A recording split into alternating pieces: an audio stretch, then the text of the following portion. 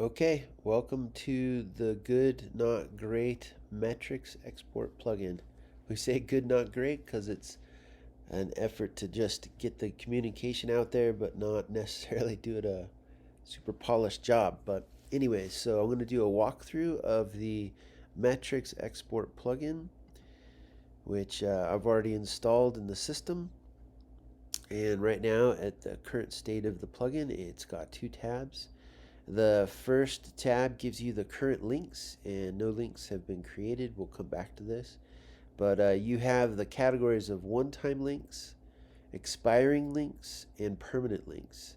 And so you have the ability to export data in those different time frames. So you can create a link to a download, which you can distribute to partners or to bosses or however that works.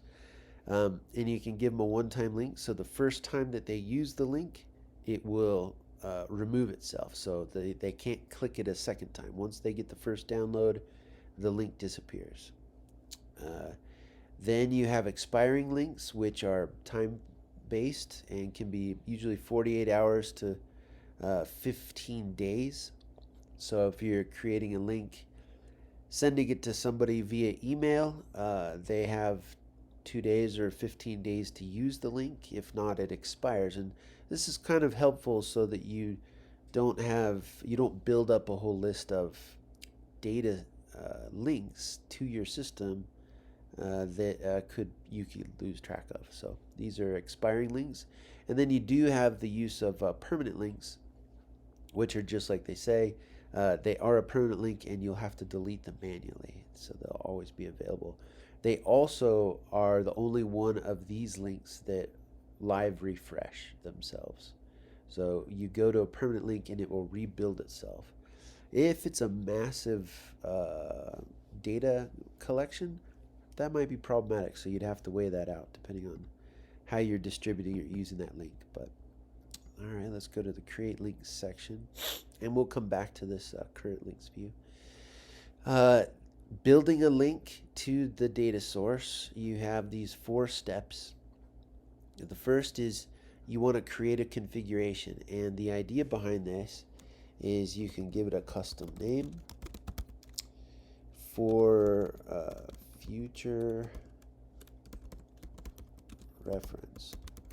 And the idea is that when you build an export in a certain way, it may be for either named for somebody or some group, or it could be something you're going to do every month. So anyway, so this is, I don't have any previous. They would show up in this list if I had previous configurations, but the new, and I'm going to give it a custom name. And then I have these formats: CSV contacts, CSV groups, CSV iShare, which is a specialized output for data sharing among some larger Christian groups.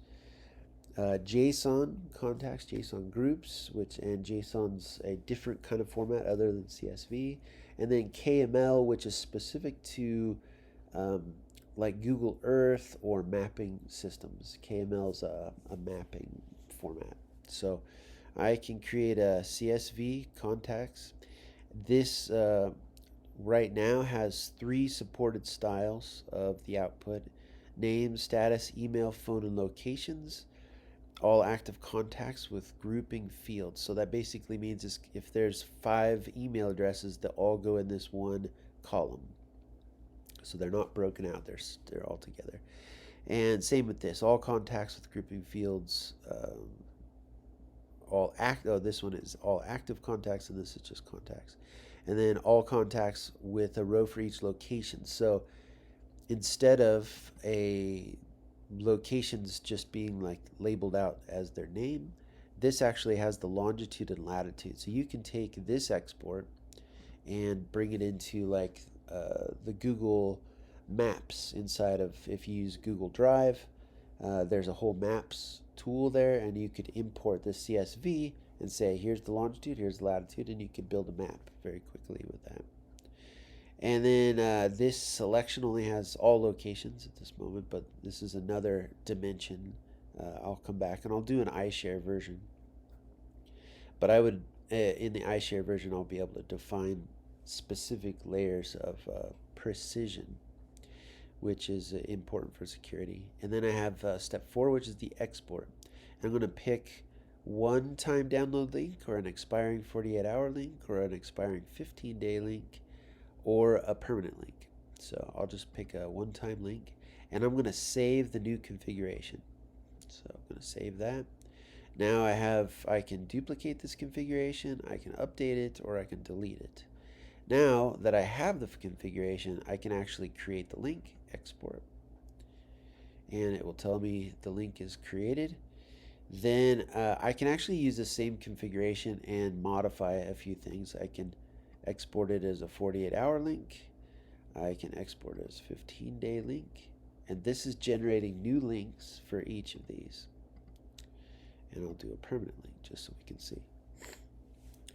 So all of these permanent links have what is called, based on the SHA-256 encryption algorithm. And so it basically builds a link to the source or generating file, and then it has a custom, once this key is gone, you can't get it back, so it's not reusable. It's a one-time link. But now if I go back to my current links, I can see what is out there in the wild. So if I took those links, I can see that I created a one-time link for CSV contacts. The custom name for future reference is the custom name that I put in there. It kind of reminds me what all of the it's involved in the download, and when I did this. So when is the snapshot created? So I can copy the link, and I've got it now on my keyboard, and I can paste that in an email or a text message. I could see the link again, get it back, copy it if I wanted to.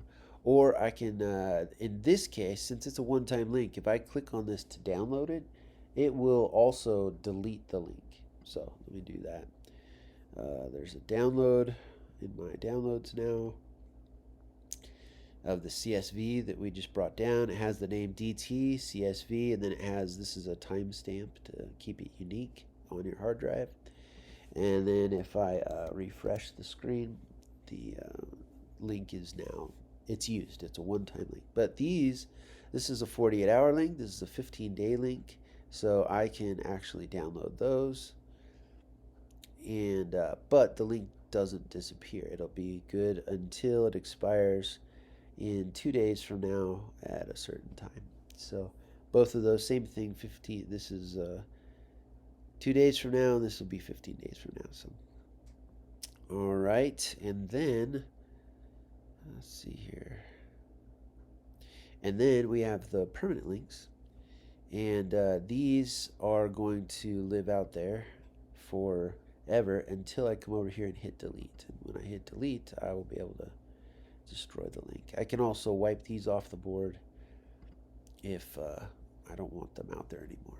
So let me go back to the create links section, and in here I'll do a new one, and this one is iShare. If I'm part of an iShare community, I'm gonna go grab this CSV iShare, and it doesn't have any features to configure here, but it does have layered precision. So I can say I want to export all of the groups and baptisms in this format, and then I can choose a specific group of countries for which I say I will trust this partner I'm going to distribute this link to with only Afghanistan information, and only at the admin 2 level, which is like county level. So I'm only going to give him one shot. I'm going to put this in an email. He's got 2 days to download it. I create the configuration, and then I can do my export. And in my demo database, I don't have enough data for that. So apparently I don't have anything from Afghanistan. So it tells me it can't generate the link because there is no data from there. Let's see.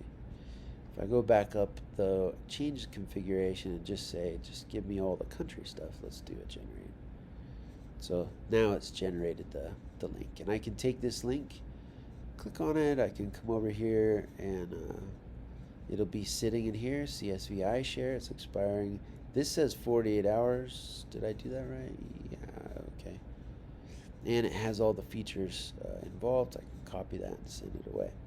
Okay, so that's the basic idea. Let me hit the other would be a Google Earth. Oops, Google Earth. This is really fun, or a Google Maps, but you can both use the CSV files, but you can also use these KML files. And these are uniquely designed for longitude, latitude, and take all my locations. I'll pick a 48-hour link, create my configuration, and then I can export. So now that I have Google Earth, I can do that. So let me grab that file. Let me flip over to, and then inside Google Earth, you can go to projects, start a new project, grab the download KML that you just got, open, and it will load basically all of this, all of the sites inside your KML file. So, and you can, this is kind of fun just for visualization, sending it in, be able to see who's there, where's there. So you could do groups or individuals. All right, so going back, that is basically the walkthrough of the Good Not Great tutorial.